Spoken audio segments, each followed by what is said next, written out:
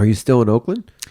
I live in Martinez. Martinez. Oh, Martinez is a very, very nice area. Yeah. So you must be doing pretty well. I mean, Martinez is not a cheap area to live in.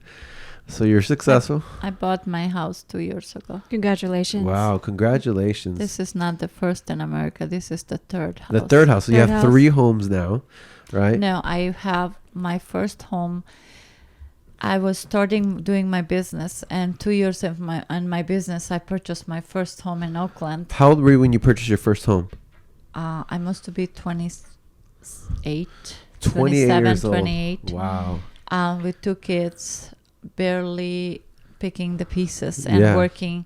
And I saved for my down payment. I bought the house with my husband that time. He was good father, he was good dad and everything, but he cannot keep up the job. Yeah. And also when I say go to school, learn English, he was like, oh, I don't need. He didn't want more. He didn't want to try. He was there and he was leading me, Uh-huh. but did he wants to go and do something? He was low key. Yeah. And I bought that house, and in 2 years living in that house, the neighbor changed, and it was around the Oakland Zoo, which was also Oakland, and it's part on the board of the East Oakland in North Oakland. So it was neighborhoods start changing, and one night it was bullets flying around my house, and the police knock on my door and say, are you okay? And I say, why? He say, but I heard gunshots, but I don't know that was happening actually right under my front door almost.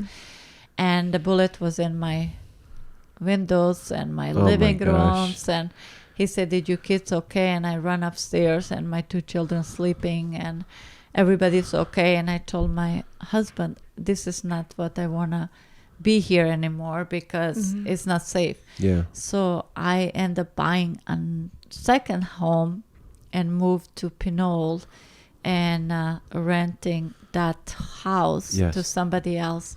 And then, you know how market goes up and down. So that was the whole 2000s when the houses were just going up like crazy. Yeah, was 2004 when I bought that. 2007, I ended up buying in Pinole 3 years later. And 2009, when the market hit, I was renting it, but then I cannot keep up. So then I sold that first house, ended up keeping the one in Pinole. My kids get education, graduate from high school in Pinole. And that time I adopted my sister. I was having bigger place. Whole thing puzzling. I need bigger place for adoption too. And when that in 2011, actually 10, our marriage start, fading and falling down.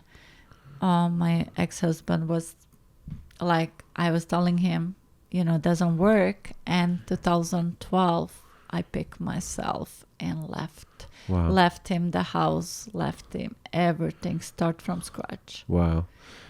And that again too, that takes a courage. You've always had this story of starting over and courage. For you, that was nothing. You're like, if I went through what I went through over there, this is nothing. Yeah. This is like, and a lot of people, they don't want to go through hard times, but they don't realize that that's what makes you strong. Okay. Yeah. And so you picked up and then you bought a house in Martinez?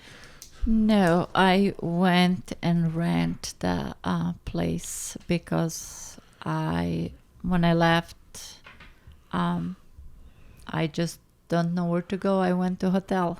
Okay. And I was in a hotel, and then I looked for the place, and my husband that time, he was saying that's his house because we was married, and I say, you can have it.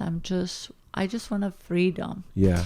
So I went and rented, and I was renting it, and my kids and my daughter-in-law and my son and my sister all moved in with me in the renting place.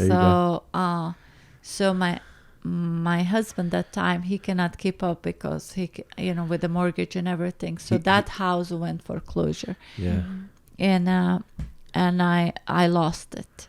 And then I was renting it for like maybe 4-6 years. And I told my kids, paying the rent for us for the house, it's a lot. And I say, you know what? I'm going to hit the wall again and buy something. So I was looking and finding the house, and I bought it. When I came home and I say I made it, my kids almost say, Mom, you are the stronger or not anybody else, because there was, you know, making the things with the market and accomplishing everything. It's so hard for the people who have something, and I lost everything. And you have to understand, when I left my husband, I lost. It was big loss. It was big flip. Yeah. You know, but what you didn't lose is you didn't lose your courage. No. You didn't lose your strength. You didn't lose your look forward attitude. And they always say people that are successful, they're successful because of how they think, not what they have.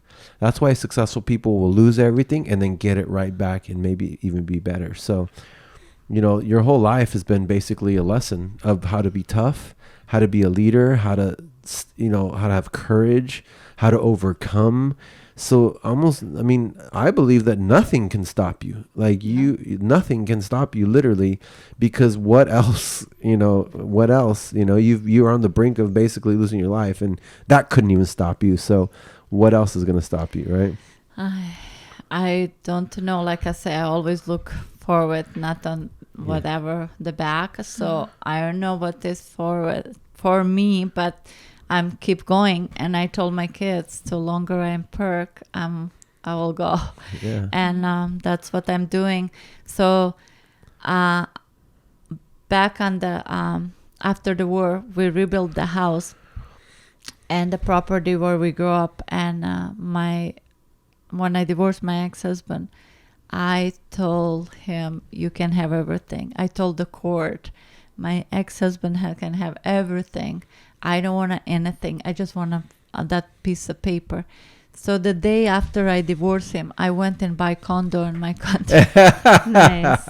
You're like, I'm looking forward, right? Yeah. And the house that was his family house, I cannot go back there.